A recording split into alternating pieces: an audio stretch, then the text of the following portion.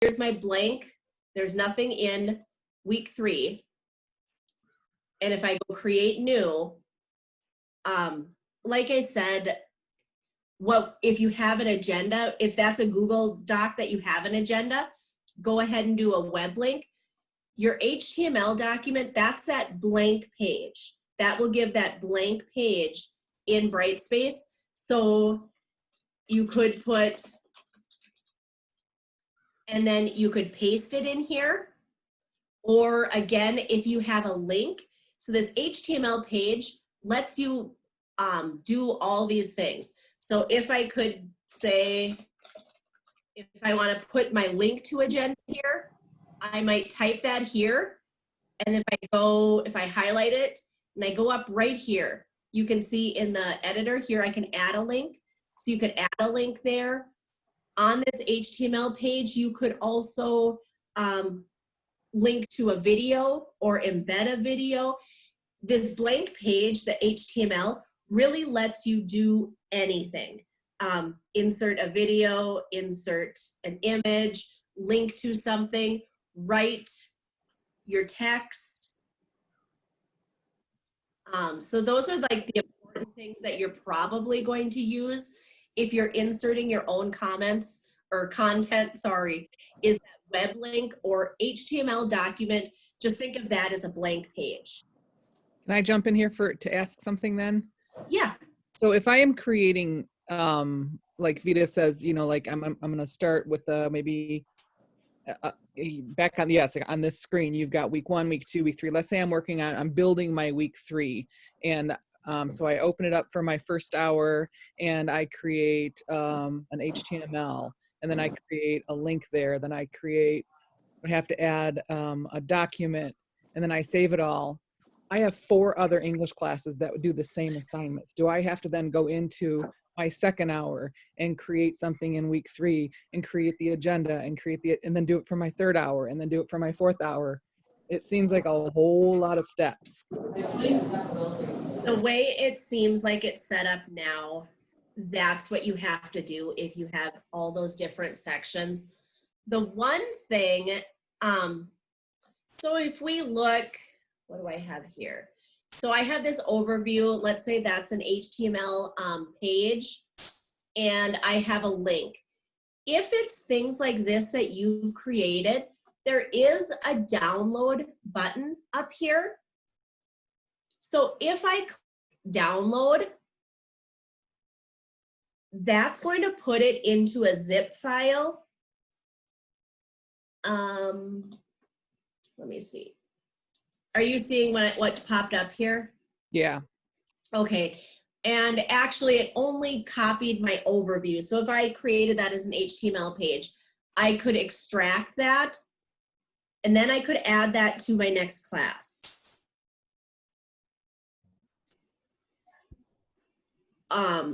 Or do you create most of your content in like Google Docs or something that's easily shareable? Yeah, we all use Google Docs because we all have Chromebooks as our assigned computers for the district. So this adds a couple other steps in. If I were to do it and I'm using my Google Docs and I've got everything, my overview, my agenda all already created in Google Docs, I would just link to that. And you're right, you're going to have to link it 4 different times. So that download little cloud, that's only for like a Windows application? No, it'll download. Like I said, it will download this HTML document. Or that blank page I created. So if we go through that process, let's see. I've got it downloaded. I'm going to extract it. I'm just going to put it back in my downloads. Now, let's say now I opened up my next class and I want to put it right here. So if you've downloaded it from one class and you go to this, where you want to place it, you always want to highlight that. And now that you have it downloaded, you're going to click Add Existing. And I'm going to browse for that file that I downloaded. It did not extract. Let's see.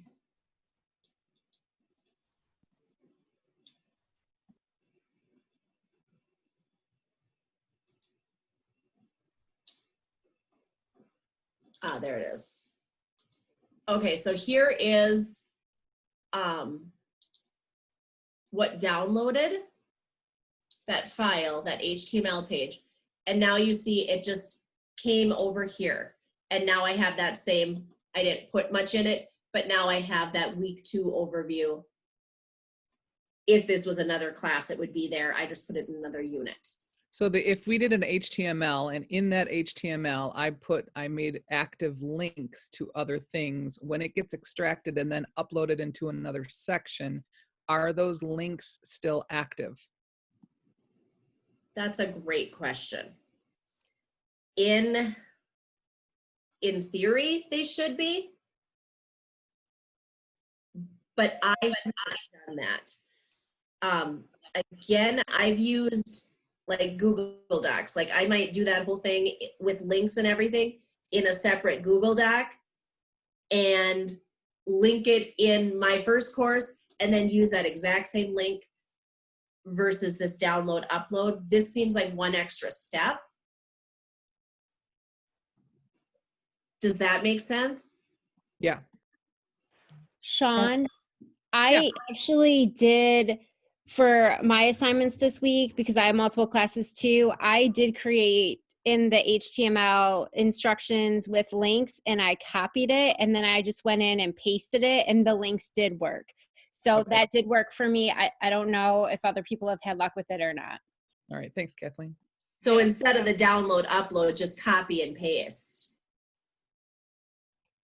Yeah, that's kind of what we're recommending. Is we built courses in this over the last 6 months to a year. It's that whole download upload thing, as you can see, it's not like the most intuitive, and you've got zip files to extract and then you got to figure out where you put them, and it's just as easy to just copy and paste or link out to something. And so going back to the question about what does this look like, we've been working with a lot of districts who are basically using this Brightspace environment as like a warehouse for links to things that they've already created. So if that's what you're doing, that's okay. Just go, link them out there. It doesn't have to be fancy.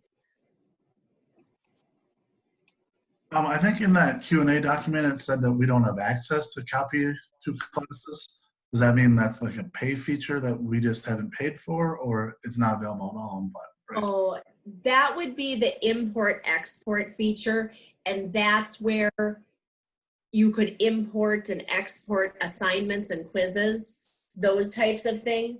And I don't know what, like the paid, what that is, but it's a feature that it doesn't sound like teachers in this whole school model have. And we don't know, like that's like something to, bring up with your administration or the project manager who's in charge of this, because we're not quite sure how, where, when that feature could come or is not coming.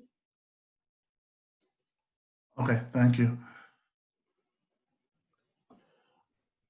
I think so. The initial question that Vita asked too, there seems to be a little bit of a pattern of when teachers link Google Docs as resources, that students are having to request access, and the teacher has already expressed that they've adapted the shared settings of the Google Doc. Are you hearing any funkiness about this? Is there any specific Google Doc setting that they need to make sure is in place so that link works when linking out of Brightspace? I think the other day when we were working with another school, one of them talked about they had to have it open in a new window because they were getting that to happen. So if we look at, let me see if I have a fake, okay, here's just a fake link. If I look at editing this link, you can go embed on a page or open in a new tab. If you're sure that your sharing setting for your Google Doc is set correctly, try clicking on open in a new tab. That's what they were reporting, and this was just a conversation. We didn't really see what their sharing settings were, but they said if they clicked on the open in a new tab, which will, when it opens, it'll just open in a new tab on their Chromebook, that then they worked. And there's some good advice in the chat. So a lot of times it is actually the share permissions, and I do that all the time. It's like, well, I swear I shared that with everyone, and I go back and like, oops, it's like not quite how I wanted it. And so Kelsey here is saying, make sure that you change the permission to the community schools, the whole community, or anyone on the web. So just that would be my first thing, is to check and make sure those share settings really are what you think they are. And then, as Tara said, that open in a new tab, even though it can be annoying that you're always linking out, if it works, then that's the thing to do.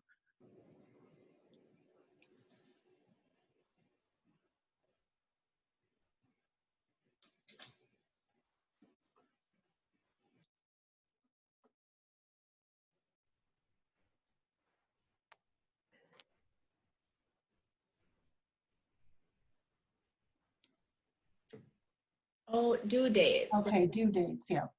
That's a great idea. Let's take a look. Yeah, and this is a good question because we've had a fair amount of, or I've heard from a fair amount of students and parents about not, you know, at least in some courses, struggling to understand when things are due. Okay, so let's go. This is my course that I play in, so I don't mess up anybody's active courses. If I click on, again, remember that if you're teaching a Michigan virtual course or even creating your own, there's always 3 assignment types. An assignment is going to be your file or text submission, discussions, and quizzes. So if we go into, I clicked on the assignments, and now I want to look at setting due dates for my Unit 1 assignments. The drop-down arrow, and then I click Edit Assignment, and that brings me here, and I can see here's the title, here's the instructions. We go down, notification, email. I know we saw a couple questions about teachers who wanted to get notified if a student turned it in. If you go into that assignment and you put your email right here, you'll get a notification every time a student submits that. So again, use that if you find that helpful. If you don't, we can talk about other ways that you can really check and see what's comes in. Here we see the score, we see a grade item, a rubric. Now, to set your due dates under the restrictions tab, and so we always look at the assignments as tabs on the top. So I'm under the restrictions tab, and right here, you can see we can set a due date. By clicking that, that's going to make that active. You set your due date, you set your time, and then it has a due date. You can also decide if you want a start date and an end date. If you set that end date, they can no longer access it.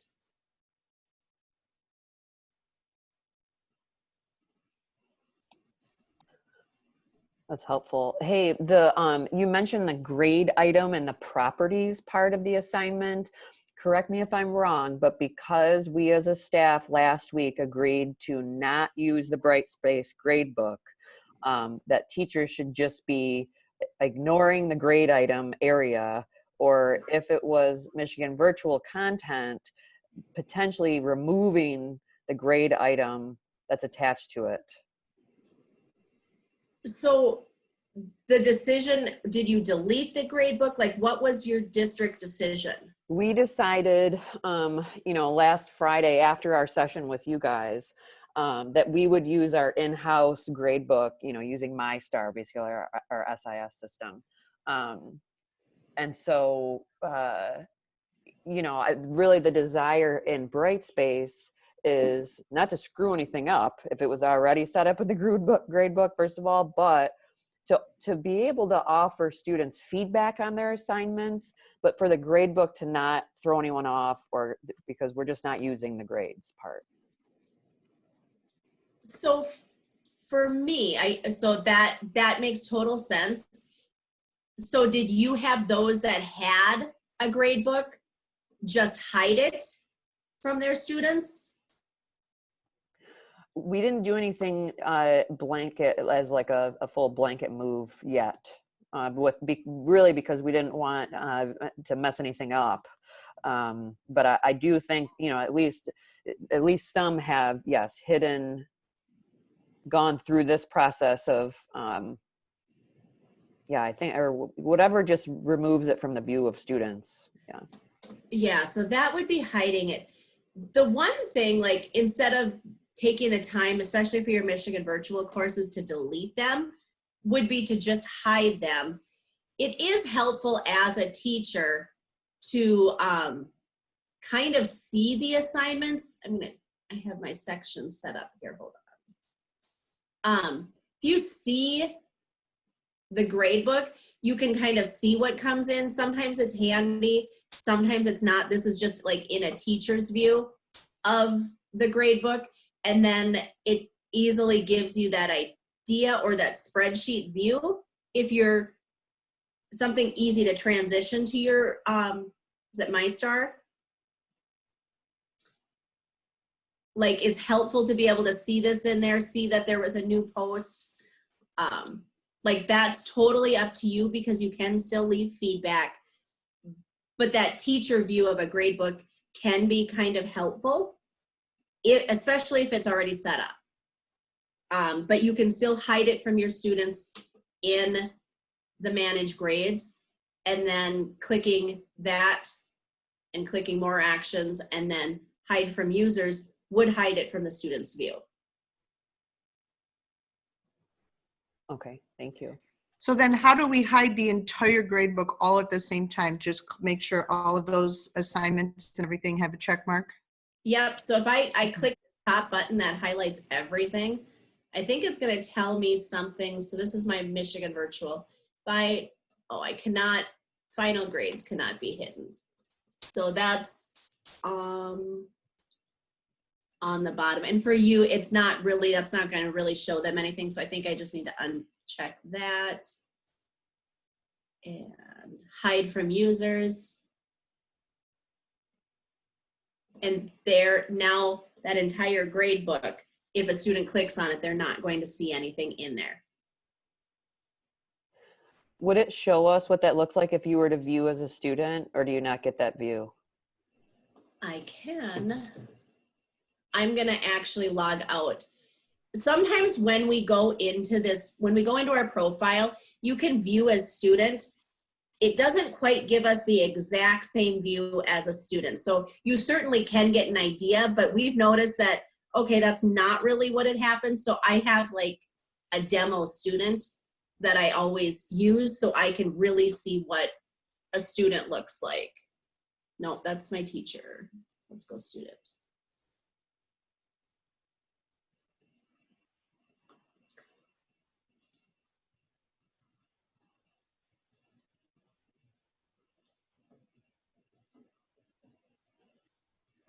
Okay, so now if we go up to the grades, which we just hid,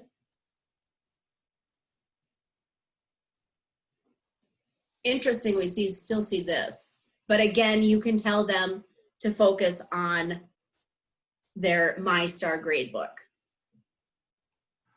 If we hide that grade book, or I mean the grades, will they still see their grades on like a practice quiz or a map quiz? Yeah, So they see the grade right away. I'll still see that even if I hide the grade in the grade book. if you tell them to go up, and now if you're gonna hide that grade book so they don't have access to their feedback and their grade that way, if we go up, so I'm in as a student, if I go to my class progress, this is where I'm going to see, okay, grades received. This is going to stay blank because we've now hid that grade book. But if I go down to, so I can see what content, here I can see my discussions. My teacher did not grade them yet, but it shows that I have 3 created as a student, but that's where the feedback, here is my assignments. So the teacher went in and graded this assignment. I can see I have 8 out of 10. And if I drop down the details, I can see the feedback that was left.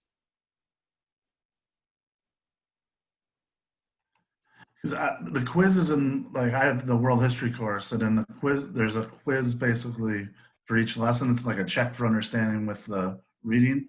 It's set up so as soon as they take it, it gives them their score. So they'll still see their score even if I hide the grade. Okay, thank you very much. Yep. They could see it in their, like if they would open that quiz back up through their content, they could see it there, or they can go up to their class progress and look at it here. Good morning, ladies. I have a question about making assignments visible. Is there a way, because I had set, the range where it was available, and then of course it disappeared and a kid didn't get a chance to do that. And I find it very cumbersome after I've graded an assignment to go back through and look at a new submission. Is there any way that they could still see the assignment, but they would be then forced to email it to me after I've gone through and graded it? I want them to be able to see it, but not necessarily submit it. Oh, and after that end date, they're not able to see it. Right, it disappears on them. But if it doesn't, then they can just submit it. And then they'll be like, well, hey, I completed that assignment a couple days ago, but I didn't have a chance to go back and check it because I'd already been through there once. Trying to prevent going through assignments multiple times. I think it's kind of all or nothing. So if you set the due date, they can submit past the due date, but the end date, it is going to disappear. Okay.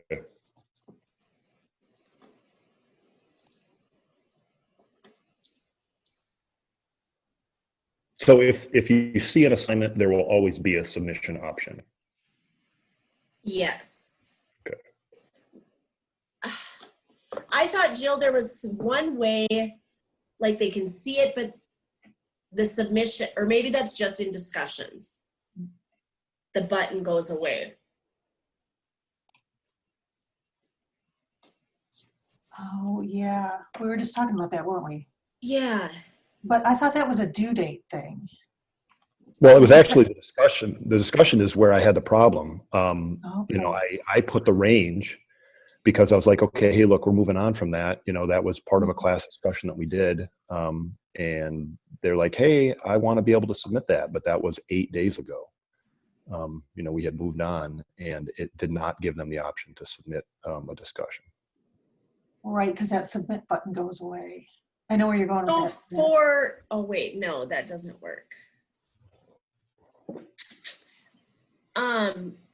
So is your biggest challenge with that idea that you have to go back and like comb through and look? Yeah. So do you use the quick eval? I have, but I found it to be pretty cumbersome. I just feel like I'm clicking around trying to find, because I'll often go to grades, because if I've gone through that, if I go to grades very quickly and then hit that assignment, I can see all the submissions. But a lot of times it'll take me back to that blanket one where I've already graded some of them. And, I just don't want to be clicking through that. So I know our teachers, and I'm not like, they don't use due dates because they're working with districts across the state, so adding due dates. But I know one place that when Jill and I talked to them that they like live in is this quick eval, because that'll show anything that was submitted, no matter if it was last week, 2 weeks ago, a month ago. So, but it throws it all over the place, right? Because you've got kids doing different things at different times. Right, but then what's been submitted. So if we look, so there's the submissions. They like to look at this activities view. So if I look, oh, somebody went back and did this discussion board that was posted 2 weeks ago, but I can evaluate it because I see that one new post. Right. Can you explain maybe a little bit of the difference between, if you could scroll back up, can you put your cursor over the one new? post. Don't click it, but just so then the submission list and the evaluate all. How does that change? Like the submission list, if you click on that, can you go to that? Is that? Yep. That's going to show everyone who submitted it. Because one of them I kept going into and it would not let me update their score. Like it came up on the top bar and it had like the points and I would click it in there and it would not let me update it. So then I had to go back into some other one that was originally there and I had to click through other kids where I could finally actually, like save the score that they got. Yeah. It just wasn't, I felt like it was just, there's got to be a better way, Right. Okay. I mean, I guess I'll just keep playing around with it. Right. I think the hard thing is that due date, if it goes away, I don't know, but it could be, Jill, that there's a way that it could be set to view, and I don't know off the top of my head.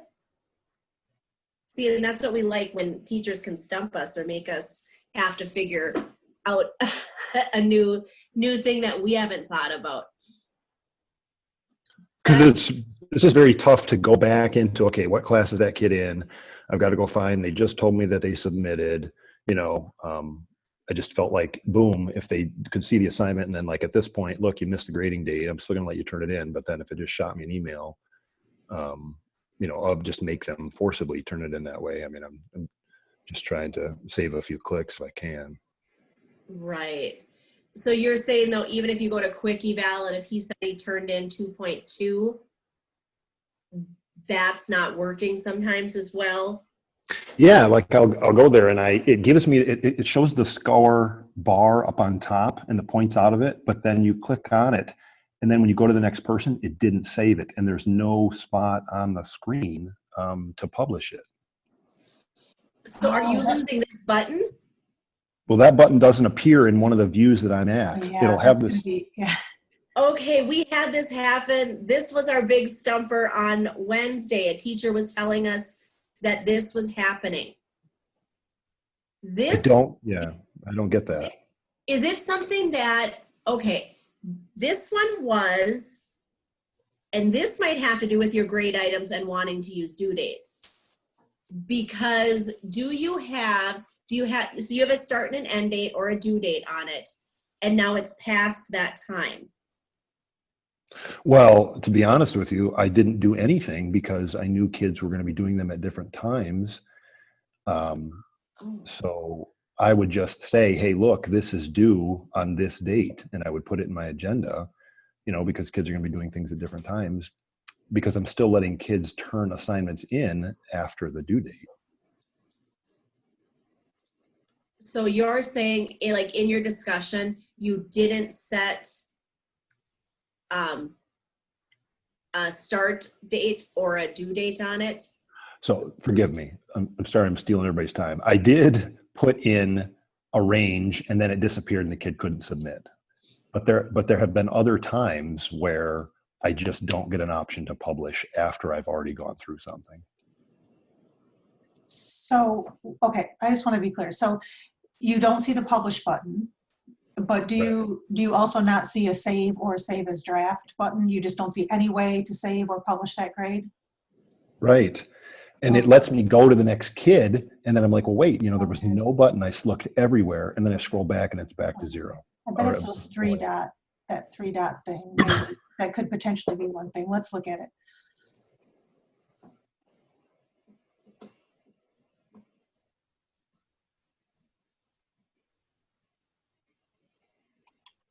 Yeah, like in that feedback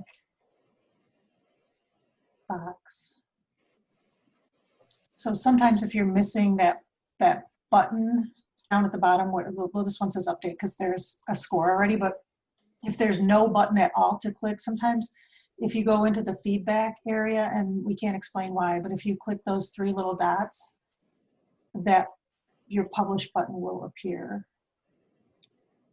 Okay, so can you go through that again? Because there is no submission there, right? You see. That one has a score though.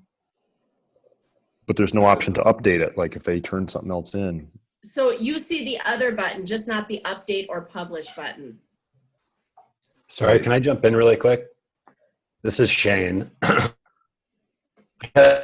I think it's, as Elaine just posted in the chat, it might be just your screen size. I've noticed that if my view out, if I zoom out, I'll see it.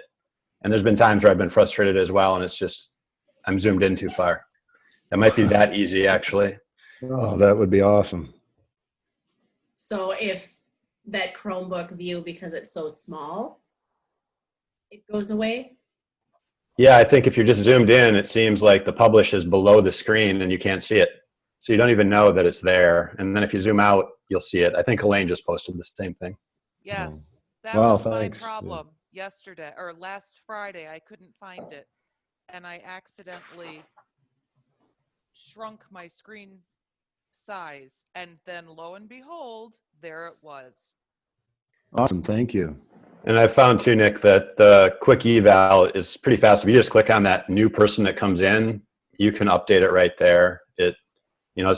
It's pretty cumbersome, but it's just right there. It's much faster than going into the other views. Okay. Thanks. The issue that someone ran into from the other district on Wednesday was he had set a due date. After that due date, he did lose his publish button. And it turns out because he didn't have a grade item, that he could no longer publish that feedback after the grade book. So if you're choosing not to use a grade item, you might run into a little mistake or a hiccup if you set a due date and someone turns it in late.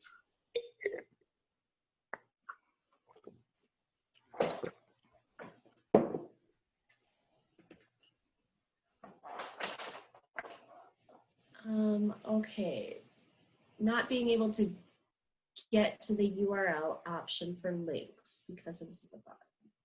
Oh, and zoomed out.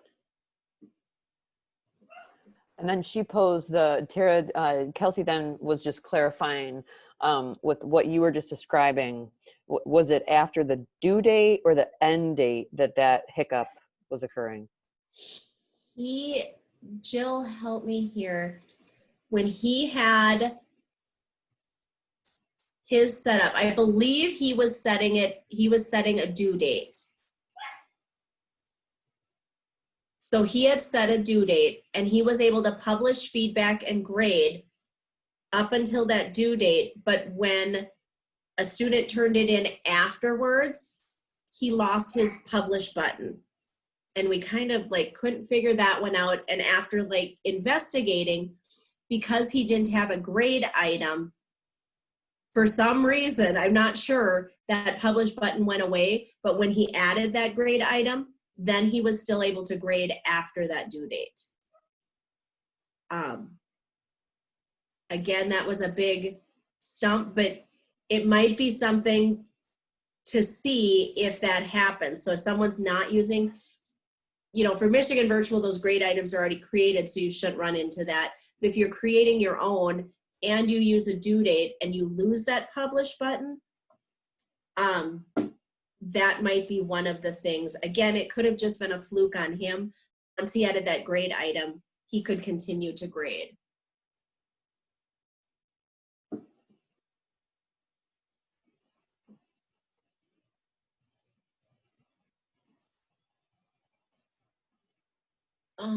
Any other questions while we're talking in the grading or looking at quick eval?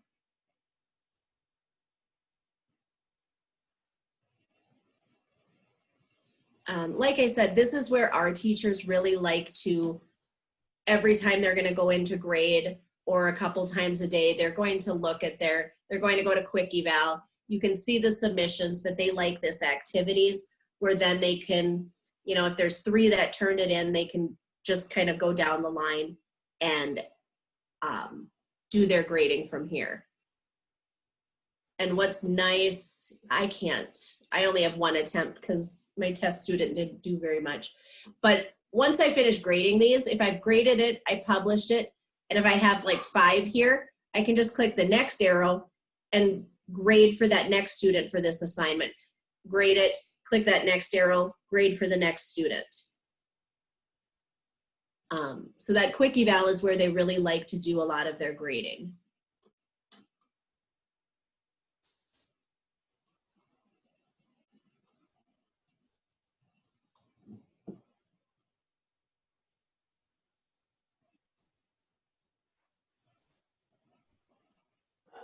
Okay. Other questions? And it seems like it's working fine for people to just chime in verbally rather than via the chat. Okay, there is a question in the chat though about accommodations. And other built-in options. Okay. This is a common question and there's really no easy answer. So of course we recommend, you know, well, Brightspace is screen reader friendly. If you're teaching a Michigan virtual course, all of our quizzes are going to be set with an enforced time limit, and that is something you can go in and change. So, and you can change it for everybody, or you can allow special access and only do that for certain users. You can, for quizzes, there's not a really elegant way to like print the quiz and reduce the answer choices, but that's kind of what we've been doing, is going into preview, and maybe Tara can show us how to do that. Preview the quiz, and copy and paste them out into like a Google Doc, and then you can just manually reduce the answer choices, which is not a great option, but we have not really found a better way of doing that. If you're very tech savvy, you could make a copy of the quiz, like actually go into the quiz tool and copy the quiz. And then from there, you could edit the quiz, kind of creating a new quiz, name it something else, and make it only available to the students, there you go, that you want. So it just kind of depends on your comfort level with the technology or how much time you have to get up to speed with it. That's kind of the way I would do it. I would think I would just make a copy of that quiz so everything's the same, and then I'd name it something else, hide it from everybody so that your kids that you don't want to see it don't see it, and then edit those questions and then make it available just to particular students. And special ed teachers should now have that level, yeah. So those are just some of the things that we do to accommodate. Really? Okay, she's saying it's not letting her edit the questions. I tried to edit a quiz. It lets you add and delete questions, but actually change the questions themselves. Oh, I don't know. Are you in? Yeah, maybe we can try it.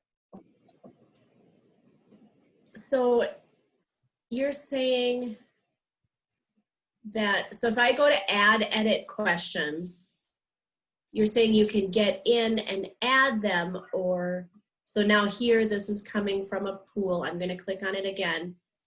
And in this screen right here, so you can see, yeah, you can delete them. You're saying if you click on the question itself, are you getting this screen where now I can actually, I mean, I could choose to delete an answer choice.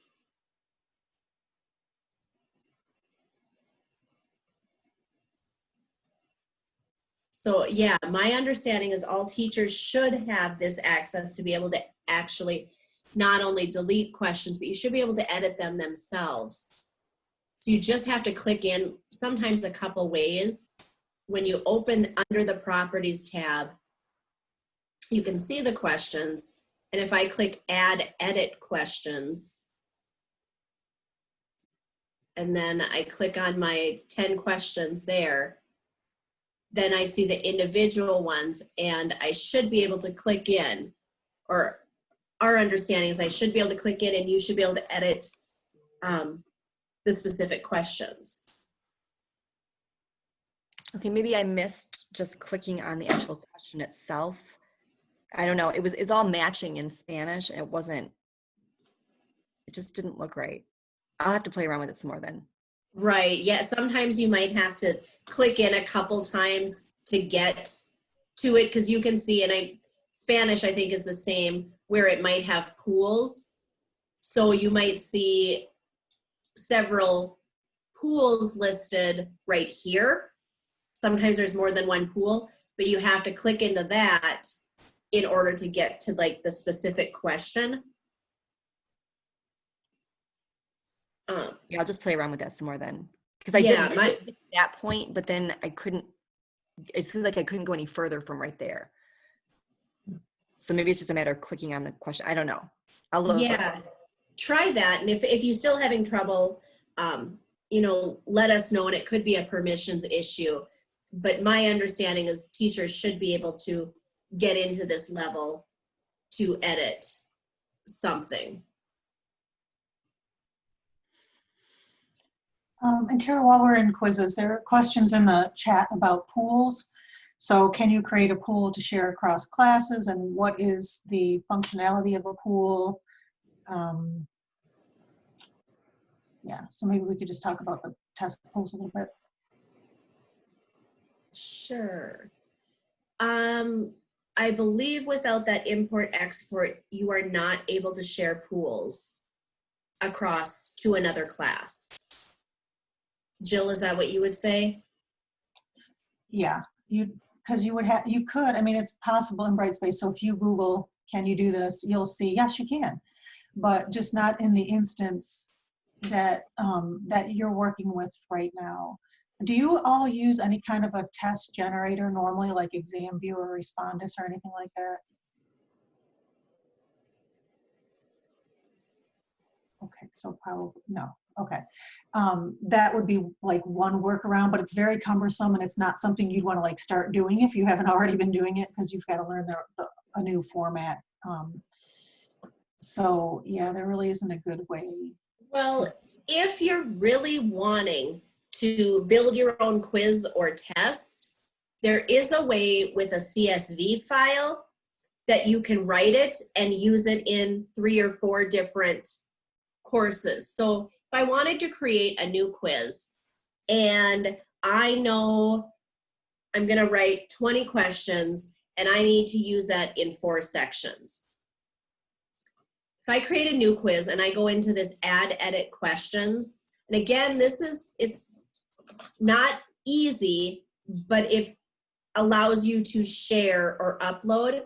So if I make my test, I'm going to edit my questions.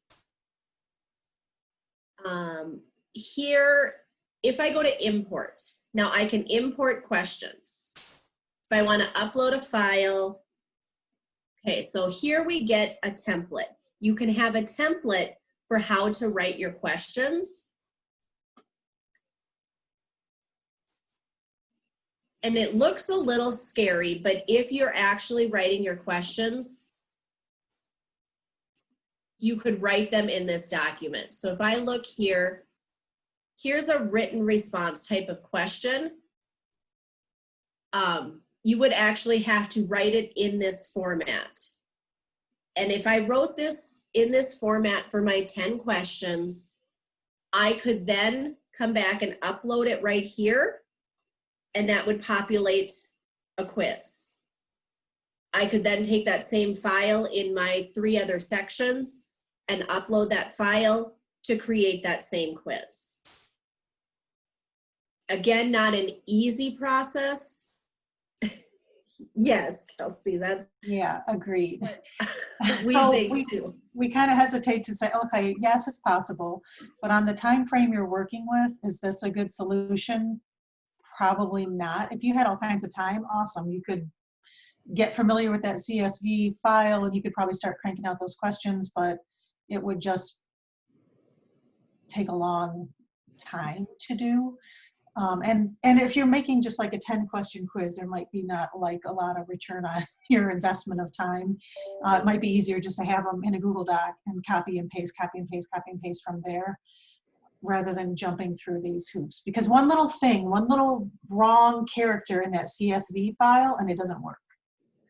So it's just very easy to make mistakes. And again, and I find it personally frustrating because it's like, what did I do wrong? And it's like, oh, I don't have that space, or I don't have a dot there, or whatever. And then the whole thing doesn't work. Right. And like for Google Forms, again, that's what, when we're working with other districts, that's what they're doing. They're just creating an assignment saying, turn in your test and I'll give you your points from there. And again, that's going to be the easiest if you have a few sections to put that link in to that assignment. Okay, so speaking of assignments, there was a question about short answer boxes to embed in assignments. So is that a question about if I want my kids to look at a prompt or some questions and just type a few sentences in response? Then that's easy to do in an assignment. That is what I was looking for. I guess I've been playing around with it, but I wasn't sure. I know in some of the Michigan virtual, they have that, and I just wasn't sure how to add it in when I'm creating my own HTML document. So great, if you could help with that.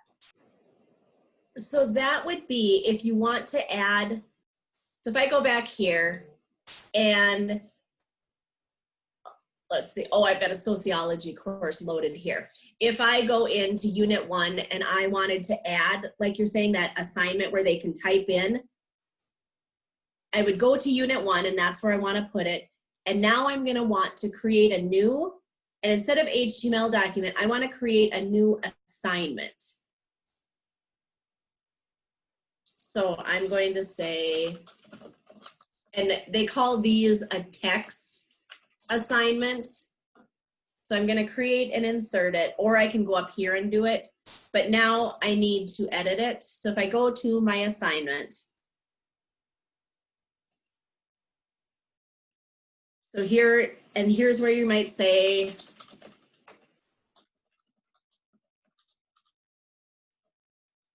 and then here's your questions that you want them to answer. So this is where you would write your instructions for what you want them to do. And right here for submission type, right now it's a file, so they would like upload a file. All you do is change it to text submission and they get that box, that text box to type in that you can then grade from.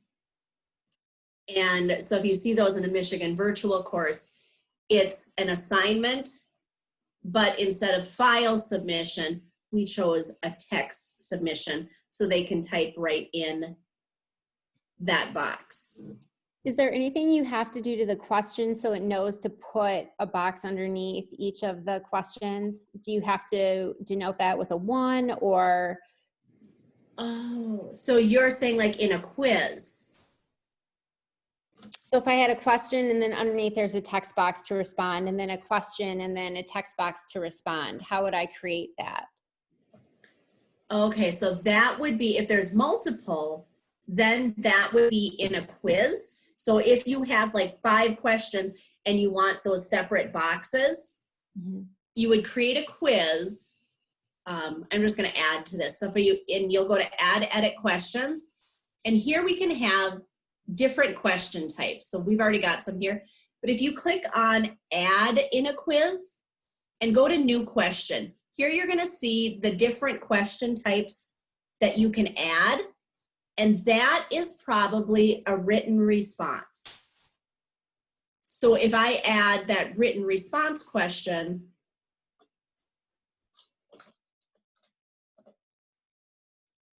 you can see like here is,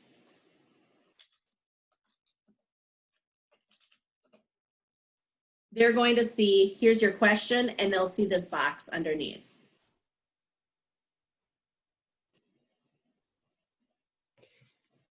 Could you maybe go out and click through that one more time? I'm just a visual person, and you would do that so fast. Yes. That would So be great. Thank you. If you go into, let's get back out of here. So if you want multiple things, like you're saying, if we would create a new quiz, this would be a quiz. And this would be, you know, your short answer or written questions. I'm just going to title that. Then you're going to want to add or edit your questions. So you're going to click add to add those questions in.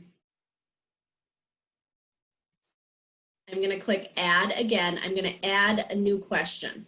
Again, you can see all the different types. The type where you're going to grade what they turn in is going to be called a written response. So then you would put your question here and how many points you want it worth and click save. So now I have that one here. And you would just do that for how many ever questions you want. So if I want another written response, I'm going to add that here. So there's my next one. I'm going to click save. So you can just continue to add those questions right there. If you want to throw in a multiple choice question, again, these are the different question types. You see the matching, fill in the blanks. Thank you. I just, one of the assignments had it where the students actually, they had, when they clicked on the assignment, it had a spot for them to respond almost like journals, and there were 3 questions.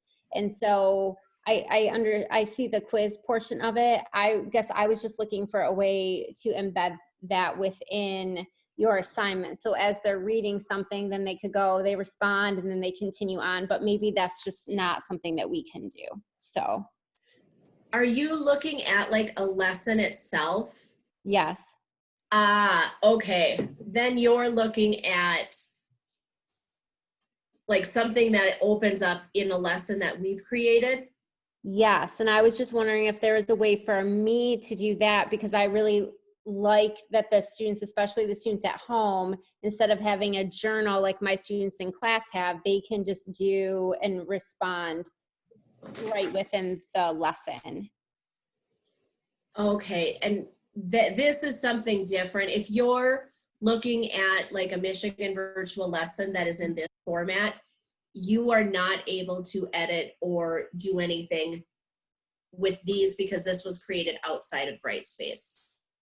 And I understand that piece. I just wondered if I could create something that mimics that, or if it's just beyond the capabilities for me right now, because some of my classes have an empty shell. And so if I were creating something, that's what I was curious about. I've tinkered with it, but I just couldn't figure out how, when I'm creating, to insert something like that.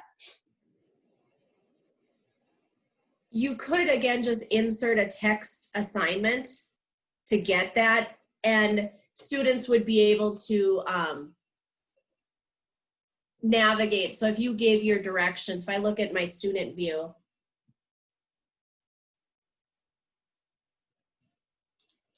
and sorry, it's really slow. So if you put something here and you wanted to give them that prompt, tell them what to do.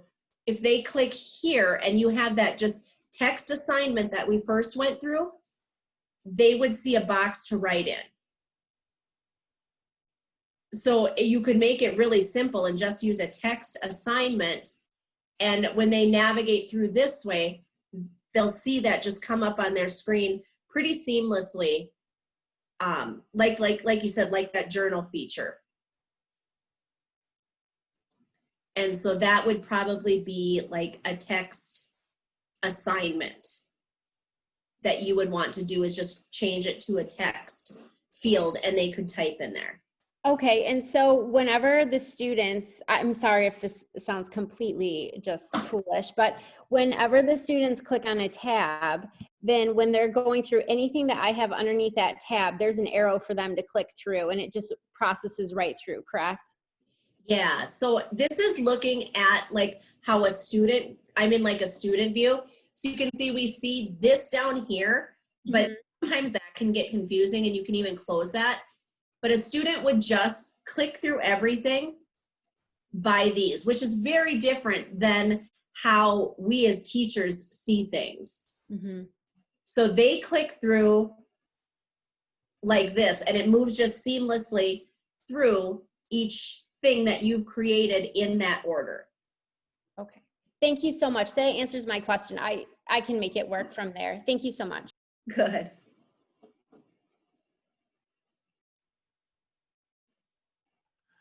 You guys mentioned screen readers. I tried read aloud, and that didn't work, or at least I wasn't able to figure out how to work on my machine or on a student's machine. So then I Googled what works with Brightspace in terms of screen readers, and they have something called Read Speaker. And Read Speaker also, when I went to try to read it, it said you don't have permission. So is there a screen reader that you guys have success with?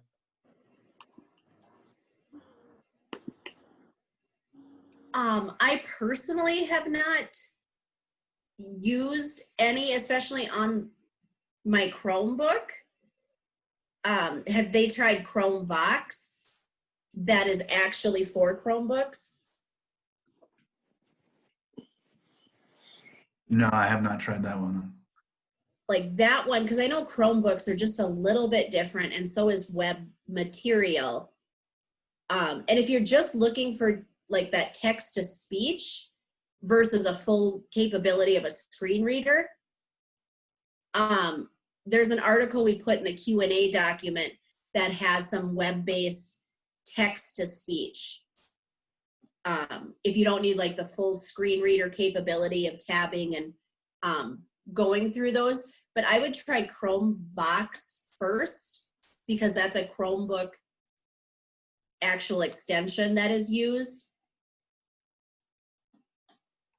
Yeah, I saw the article posted, and read aloud is one of the 10. So I was just hoping to hear. So Chrome Vox, VOX. I think it's VOX. Yeah, VOX. Yeah. Okay, thank you.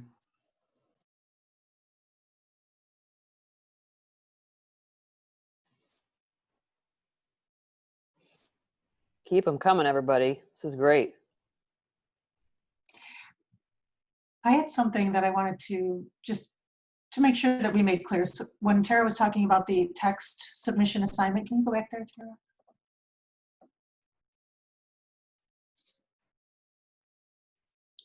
So we've heard a lot of frustration with kids doing assignments or doing work in Google and then not being able to submit it easily, because what we recommend is if the kid is on the Chromebook, then they download that Google Doc, save it as like a Word or a PDF, and then they're going to upload it as a file attachment in their assignment.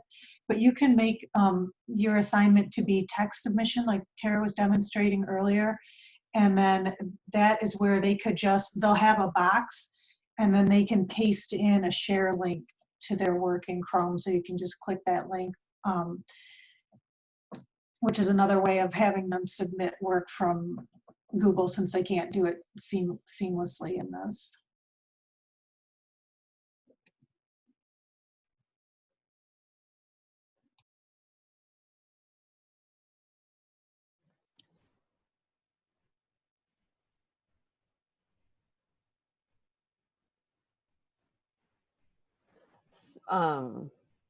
Let me just make sure I heard that correctly. So the assignment should be set up as a text submission, and the student puts the URL in their text submission. Okay. So yeah, I'm walking in the shoes of teachers right now and thinking about the implications when it comes to going from one submission to the next, and the amount of clicks and opening and. Yep. I know it's not smooth. And there's also some kids do struggle with how to create a share link, and they just want to give like the regular old URL, and then the teacher can't access it because they didn't set it up to share properly. So it's kind of a messy process, unfortunately, but we have had some success with that. Just having, teaching them, like we'll lay it out. This is how you create a share link. You could even make a quick little screencast and show a kid how to do it. And then they submit the share link as their assignment.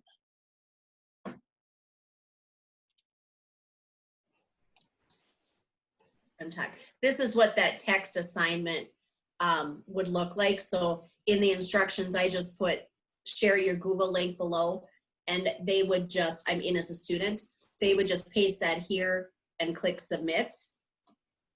And then as an instructor, again, if you go to that quick eval and you've got 5 students who turn that in, you can open it, grade it, save it, move on to the next one, get their share link, open it, grade it, and move on to the next one. But that's what we're finding. If we have someone share a Google Doc, that's the easiest way for them to do it, where they're not asked to download and then re-upload it to an assignment.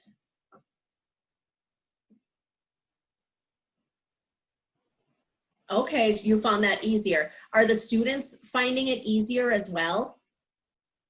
Are they able to follow those directions pretty easily? Yeah, it was painful at first, but I mean, it's basically in a Google Doc, if they go file, download, PDF, I mean, those 3 steps. So after I said that 10 times weeks, I think they've got it now. Okay, well, Memorized, and I wake up in the middle of the night with that, but. well, and that's what we've tried with some of our instructors, and they say, no, students can't get that. They can't figure that out. Like, okay, well, we'll make a video for them. We'll share all that. And so we'll just tell them to share it 10 times. And then that might be the magic number. Yeah. I also put step-by-step written directions in the weekly email I sent to them. So. Right, And so- For now, knock on wood. Matt, when it comes to then reviewing submissions, you're finding that that's kind of a more efficient way of going from one student to the next for your own grading purposes? Exactly, because it's the PDF you see as opposed to having the link. And then, as it was mentioned earlier, if they share the link and then they don't share the link in the correct format, or they don't give you permission, then it's a whole nother hiccup. So the PDF, just for me personally, is way cleaner. And it just opens automatically when you go from one student to the next. You don't have to open the PDF. This is Brightspace. Nothing happens automatically. You have to click on the PDF, but at least it's a little quicker than opening the link. And that's what we recommend for our students. So if you look at the student orientation that's provided in your courses, on the submitting assignments page or whatever it's called, that's the recommendation, is to download it, and we show them how to do that. So a lot of times you might notice if you're teaching a Michigan virtual course, and it might be something that you can do too, is we'll tell the kids, like, when you're ready, upload your assignment for grading. If you need help uploading, review the student orientation, and, to remind them that they did learn how to do this and there is some guidance there. Is that orientation customizable? Because the orientation tells them to upload it as a docx. What do you have them uploaded as? A PDF. PDF. Okay, We could, it's not editable by you, but we can go in there and add that, because that's really useful information. Do you find the rest of the directions, this is what you're using? Yeah, the rest of the orientation was fine. It was just, I'd just been pounding into their heads, use a PDF, and then number 4 there tells them Word, and we don't have Word on our machines, nor do they, so. So in case, since we use this student orientation sort of system-wide, some students might be submitting as a Word document. So would you be okay, I can change it right now, but would you be okay with as a .docx or PDF? Yeah, that would be fine by me. Yeah, I think that's really important to add there, if that's another option that's working for some. So we can add that to our orientation, so you'll see that change. But that's really good feedback to know, again, if you just get it through their heads how to do it, that it is pretty simple once they have those steps down. Yeah, I agree. Thank you very much. Well, thanks for sharing.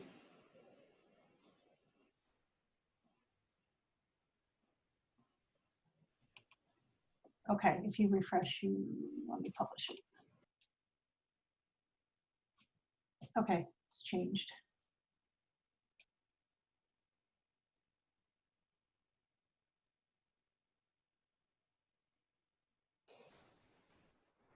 All right. Who's next?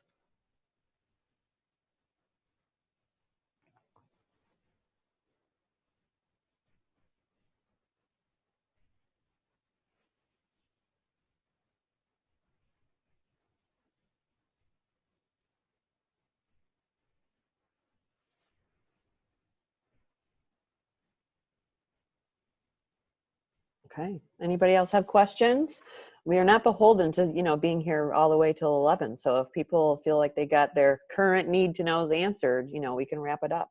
And I know that there are a few of us that do have a 10:30 meeting. So.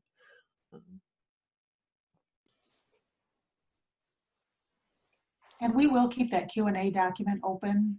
So if you think of things after, just go ahead and throw them in that document and we'll get back to you. And I do believe, Julia, correct me if I'm wrong, but did Elizabeth share the Resolve link? I am not familiar with what that is. I am pretty sure she told me I can. Let me make sure. Yeah, I saw that too. Yep. Right, let me make sure, because this was like super secret. Yes. Okay, so I'm going to share my other, well, I'll go to here. We're going to give you a link, and this is really going to, or actually it's in your, okay. If you go under your help screen in your class, this should, my understanding is all teachers should have this now. If you go under help in your top navigation, and if you go to support, it's going to take you to what we call Resolve.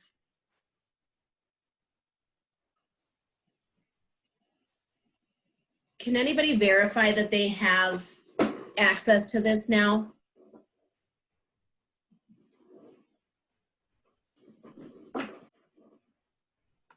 Yes, I can see it.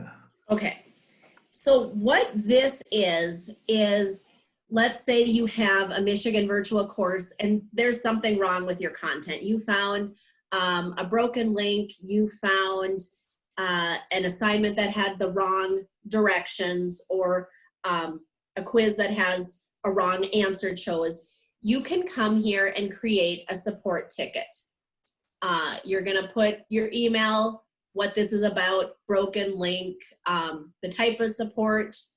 You're going to say exactly what your course is, so then we can click in there and get that resolved and fixed for you.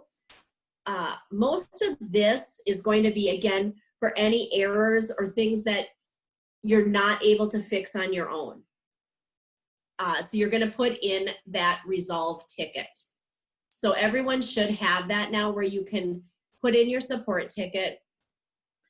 They're also starting to add to this knowledge base on the bottom, or the solution. Yeah, that's the same.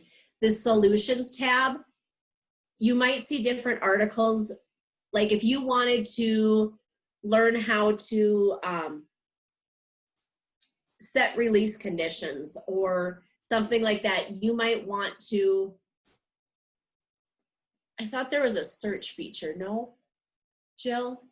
This is new to us. This is brand new, so maybe it's coming and it hasn't been there yet. We're just still populating these articles.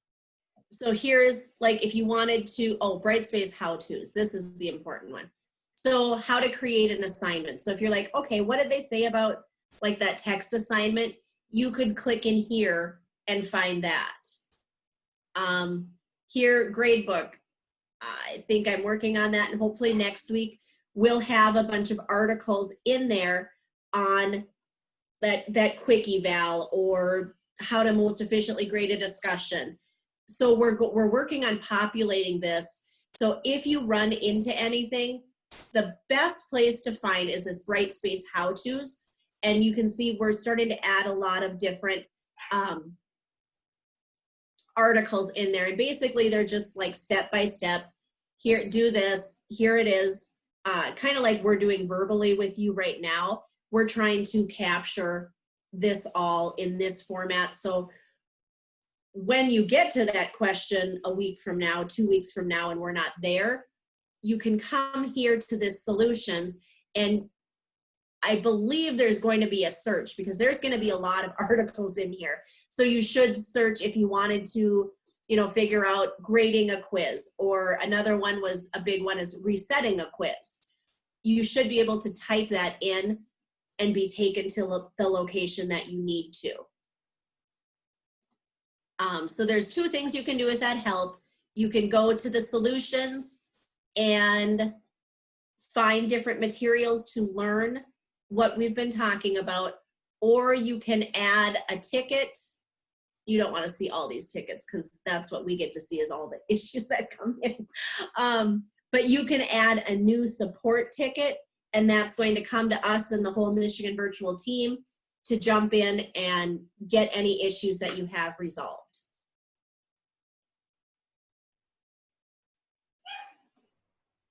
Awesome. Thank you.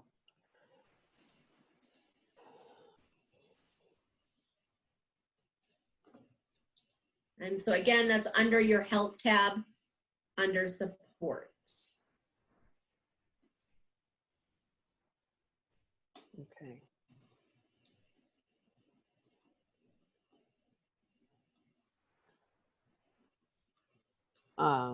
Okay.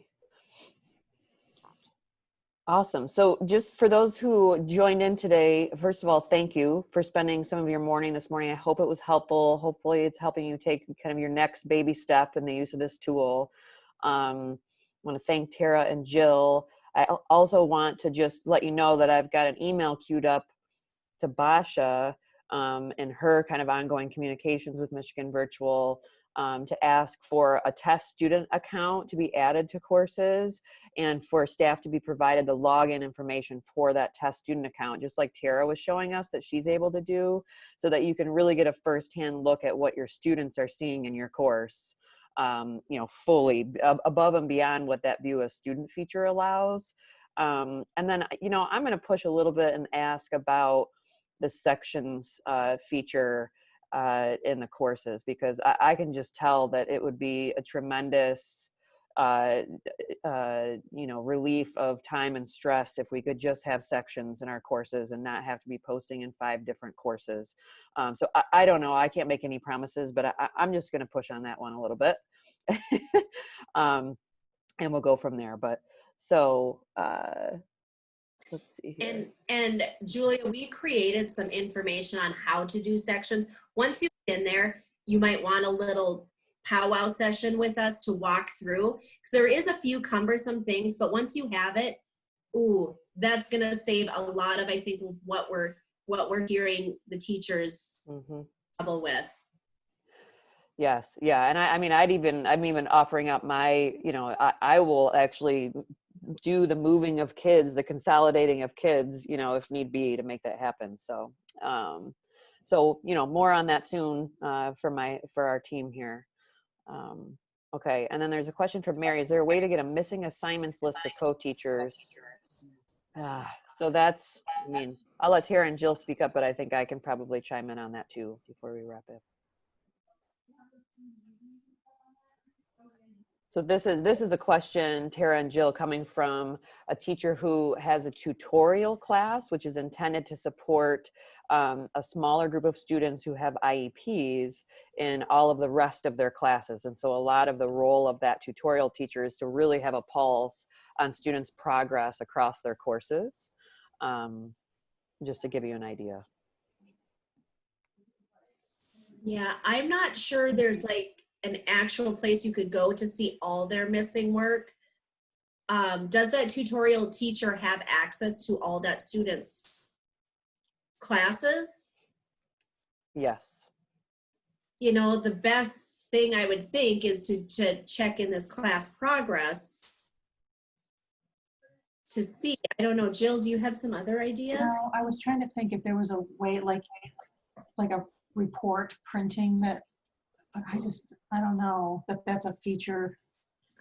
Yeah, because you can't really search by a student and Brightspace, and that's, you know, we might be able to in kind of a different world, but all of the districts in the state who are engaging with Michigan Virtual in the way that we are, all of our students across the districts are kind of part of the same space, if you will. So we're not allowed to search for kids because then we'd see other districts' kids. So just so people understand why there's some wonkiness there.